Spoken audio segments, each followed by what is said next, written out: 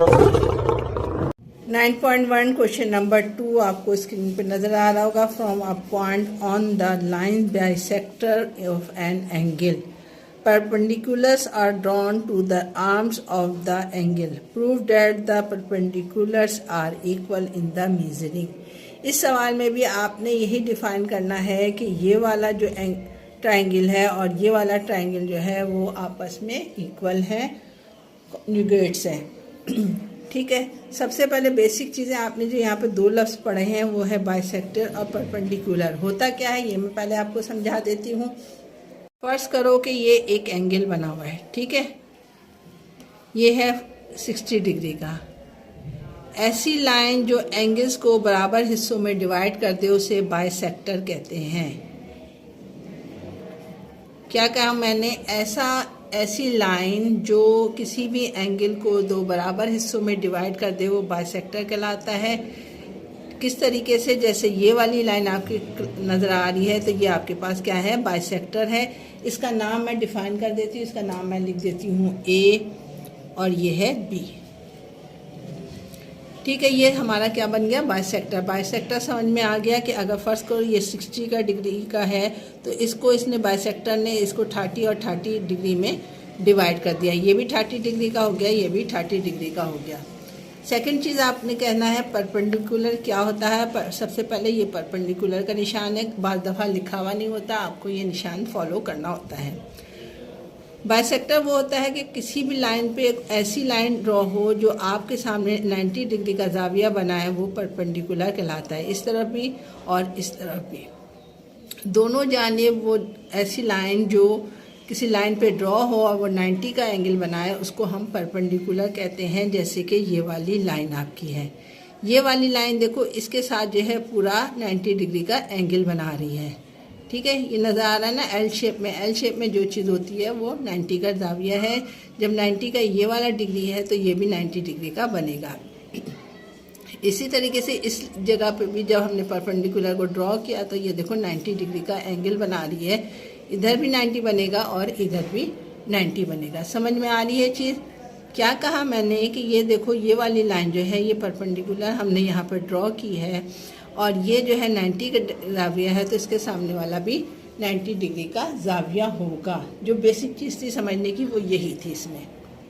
तो ये आपने यहाँ पर स्टेटमेंट लिखना है या रीज़न लिखना है। या दो कौन से आपके पास ट्रायंगल है? दो ट्रायंगल आपके पास है। एक ट्रायंगल ए क्यू और पी, और दूसरा ट्रायंगल है आपके पास ए पी और आर। वो दिखा देती हूँ मैं कैसे है। ए क्यू पी ये वाला है और ए पी आर जो है ये वाला ट्रायंगल है। दो ट्रायंगल ले लिया हमने। दोनों ट्रायंगल में अब आप तुम देखो कि एंगल क्यू और एंगल आर जो है आपस में बराबर होंगे। क्यों? क्योंकि 90 डिग्री का दोनों जाविया बन रहा है। क्यू पर भी 90 का बन रहा है और आर पर भी बराबर है। तो हमने ये कहा क्यों, इसलिए कि परपेंडिकुलर ड्रॉ किया गया है। एंगल क्यू जो है वो कॉन्जुगेट्स है किसके? एंगल आर के। गिवन है, ये चीज़ हमें गिवन है क्योंकि परपेंडिकुलर का लफ्ज़ यूज़ किया था ना, तो इसलिए हमने यहाँ पर लिख दिया गिवन। इसी तरीके से आप ये देखो कि यहाँ पर जो है अगर एंगल 1 का नाम देती हूँ, एंगल 2 का नाम दूंगी तो ये भी आपस में इक्वल होंगे। क्यों? क्योंकि ये बाइसेक्टर है। अब यहाँ पे हमने लिखा एंगल 1 कॉन्जुगेट्स है एंगल 2 के। क्यों? रीज़न बताओ। वजह ये है कि बिकॉज बराबर हिस्सों में डिवाइड किया ना, तो बिकॉज बाइसेक्टर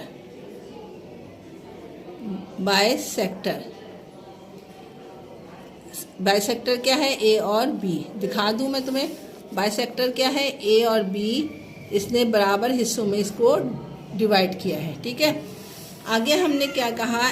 आपने ये कहा कि एंगल ए भी बराबर है, एंगल बी भी, क्यू भी बराबर है, एंगल 1 और 2 भी बराबर है। तो इसी तरीके से लाइन भी इक्वल होगी। कौन सी लाइन कॉमन है इन दोनों में? एक लाइन ये है ए पी लाइन, इसके पास भी है, ए पी लाइन इधर भी है। तो हमने यही कहा कि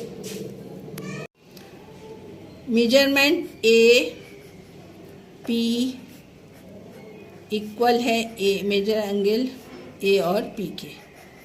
दोनों में जो है ये वाली लाइन आपके पास कॉमन है।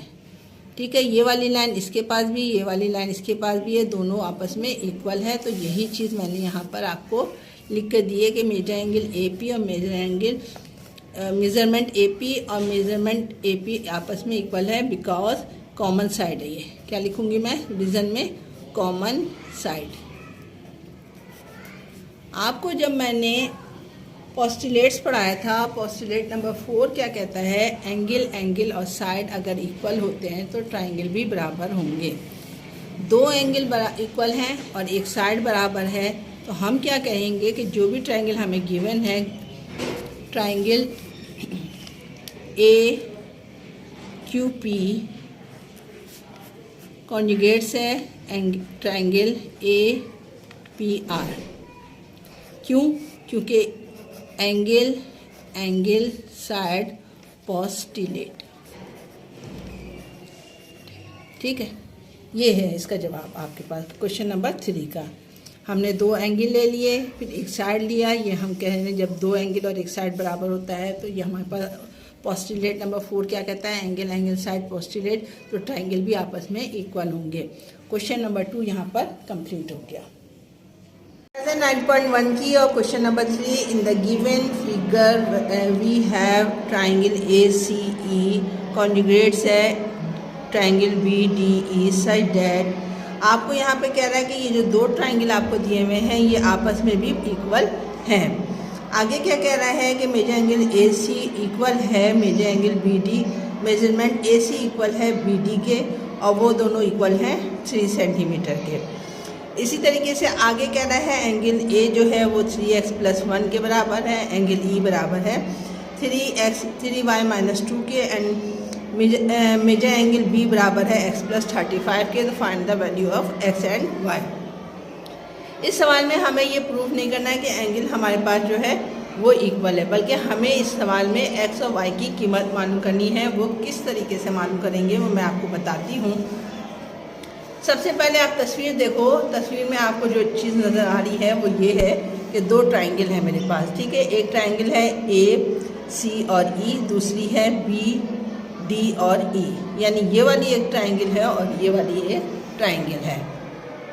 आपको पता है कि मेजर एंगल A जो है वो बराबर होगा किसके, मेजर एंगल B के। आमने सामने के जो एंगल होते हैं वो आपस में बराबर होते हैं। इसी तरीके से एंगल C और एंगल D भी आपस में इक्वल होंगे। तो मैं यहाँ पे सबसे पहले क्या करूँगी कि मैं यहाँ लिख दूँगी कि मेजर एंगल A इक्वल है किसके, मेजर एंगल B के। ठीक है, अब आप क्या करोगे, इनकी वैल्यूज़ आपको चूँकि गिवन है तो आपने वैल्यूज़ लगा देनी ही है। मेजर एंगल A की कीमत है 3x+1, इसके ऊपर आपके पास लगा हुआ है डॉट्स, और मेजर एंगल B की कीमत आपको दी हुई है x+35 इक्वल टू डॉट से डॉट कैंसिल हो जाएगा, आपके पास बच जाएगा 3x+1 equal to x+35। x को इस तरफ ले आओ, 1 को उस तरफ ले जाओ तो आपके पास हो जाएगा 3x - x इक्वल टू 35 - 1, जिस तरीके से हम इसमें करते हैं। 3x में से एक x निकालोगे बचेगा 2x इक्वल टू 34। x की कीमत मालूम करनी होगी तो 2 इसके साथ मल्टीप्लाई हो रहा है तो यहाँ के डिवाइड हो जाएगा 2 × 2 2 × 2 2 7 14 x इक्वल टू 17। ठीक है, इतनी बात समझ में आ गई। आपने यहाँ पर आसानी से क्या मालूम कर लिया, x की कीमत। अब आपके पास क्या मालूम करना है, y की कीमत मालूम करनी है। y की कीमत मालूम करने के लिए हम कोई सी एक ट्राइंगल ले लेंगे, चाहे आप ये वाली ट्राइंगल लो चाहे आप ये वाली ट्राइंगल लो। मैं ये वाली ट्राइंगल ले लेती हूँ AC और E वाली। ठीक है, आप पीछे पढ़ के आए हो कि किसी भी ट्राइंगल के तीनों मजमूए को अगर हम तीनों एंगल्स को जमा करें तो वो 180 के बराबर होता है।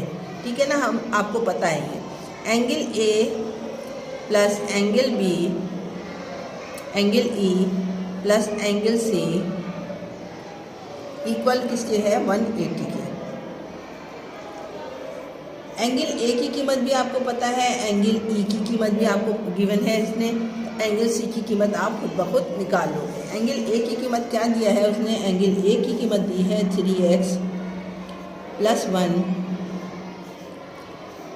इक्वल प्लस एंगल E की कीमत क्या दी है, एंगल E दी है 3y -2 ये किताब में आपको दिया हुआ है, प्लस एंगल सी आपने मालूम करना है इक्वल टू 180।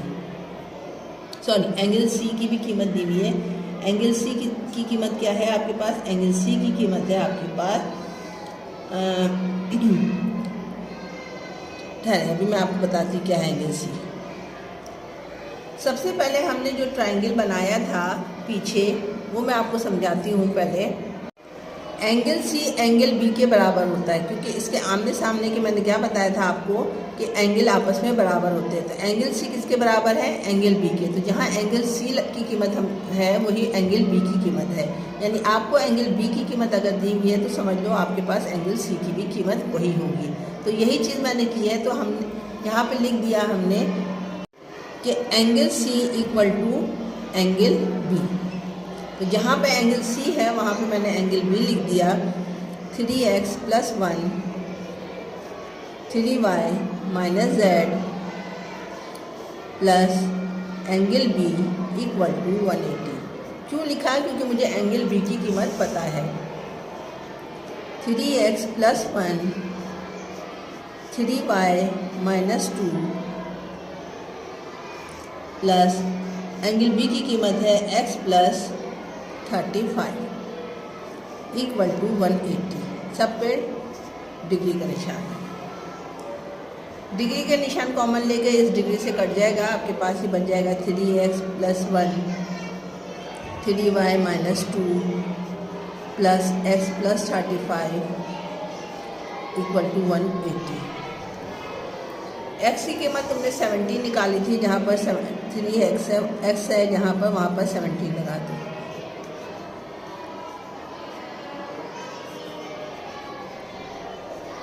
17 + 35 equal to 180। ठीक है, 17 को 3 से मल्टीप्लाई करोगे तो 51 + 1 1 + 3y - 2 + 17 + 35 इक्वल टू 180। ये सबको सॉल्व कर लो। 51 में 1 जमा करोगे 52, 52 में से 2 निकालोगे आपके पास हो जाएगा 50। 3y को यहीं छोड़ दो। 180 पहले लिख दिया आपने, -17 यहाँ आ जाएगा, -35 आ जाएगा यहाँ पर, -50 यहाँ आ जाएगा। ठीक है, क्या किया? इन दोनों को प्लस किया, प्लस करके इसमें से ये माइनस कर दिया, 50 आया, 50 यहाँ इक्वल के इस तरफ आके क्या हो जाएगा -50, 17 भी यहाँ के माइनस हो जाएगा, 35 भी यहाँ के माइनस हो जाएगा। अब इन सबको जब सॉल्व करोगे तो 3y आपके पास आ जाएगा 78। 3 इसके साथ डिवाइड हो रहा है तो यहाँ के मल्टीप्लाई हो जाएगा, सॉरी मल्टीप्लाई हो रहा है तो यहाँ के डिवाइड हो जाएगा। यही हमने किया कि y = 78 अब लिख 3 3 1 3 3 2 6 3 6 18। y की कीमत हमने निकाली 26। ये हमें इसने x और y की कीमत निकालने को कहा था, जो हमने क्वेश्चन नंबर 3 में निकाल लिया। मूव ऑन होते हैं क्वेश्चन नंबर 4 की तरफ। क्वेश्चन नंबर 4 आपकी स्क्रीन पे नजर आ रहा है। इन द गिवन फिगर ट्रायंगल आपको दिया हुआ है DEF इक्वल है किसके? ट्रायंगल PQR के। साइड डायग्राम DE की कीमत दी हुई है, EF की कीमत दी हुई है, PQ की कीमत दी हुई है और PQ की कीमत दी हुई है। Find the value of x और y। इसमें भी वही आपने x और y मालूम करना है। तो हम वही करेंगे। सबसे पहले सवाल उतारते हैं, फिर आप उसकी एंगल बनाते हैं, ट्रायंगल बनाते हैं। यहाँ पर ट्रायंगल की तस्वीर बनाई हुई है मैंने। इसको पहले मैं सीधा कर देती हूँ। ये वाली फिगर तो ऐसी उतर जाएगी मेरे पास, जैसे मेरे पास है DEF।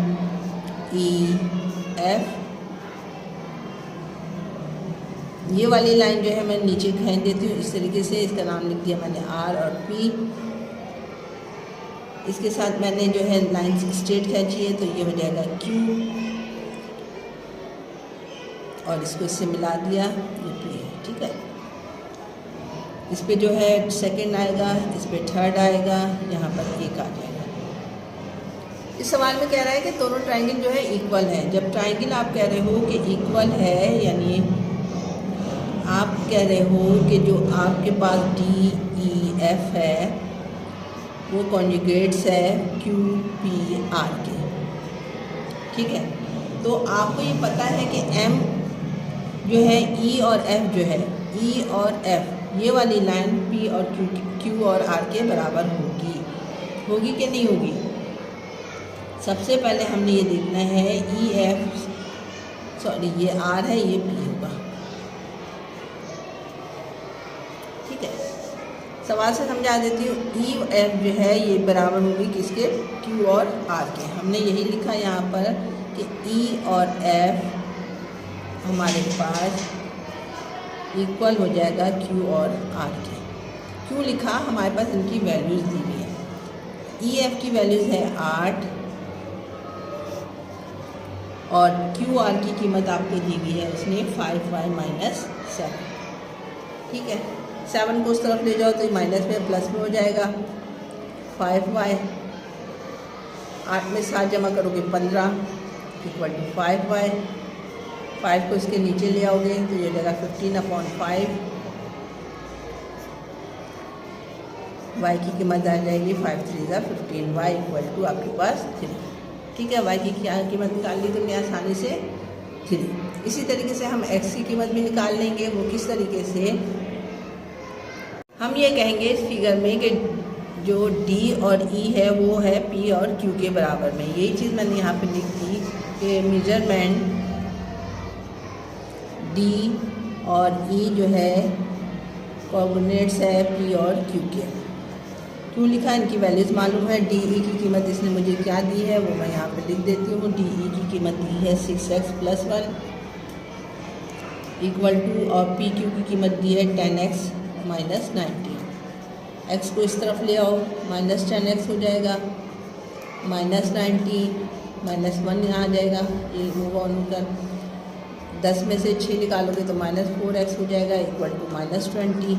माइनस से माइनस कैंसिल हो जाएगा, x यहाँ पर मल्टीप्लाई हो रहा है, इसके नीचे आकर डिवाइड हो जाएगा। 4 1 = 4, 4 5 = 20। x की कीमत आपके पास आ गई क्या, 5। आपको यही x और y की कीमत मालूम करनी थी, आपने मालूम कर ली है। ये एक्सरसाइज 9.1 यहाँ पर आज अख्ताम पज़ीर हो गई है। उम्मीद करती हूँ समझ में आ गई होगा। थोड़ा सा डिफ़िकल्ट है लेकिन जब समझोगे तो आसानी से समझ में आ जाएगा। रूल्स क्या है वो आप याद करो, पोस्टुलेट्स क्या है वो आपने याद करना है, क्या कहाँ पर है, टाइमिंग किसके बराबर होता है, कौन से साइड किसके एंगल के बराबर होता है। मूव ऑन होंगे इंशाल्लाह बहुत जल्द 9.2 की तरफ। इंशाल्लाह दोबारा मुलाकात होगी। अपना बहुत ख्याल रखिएगा। अल्लाह हाफिज़।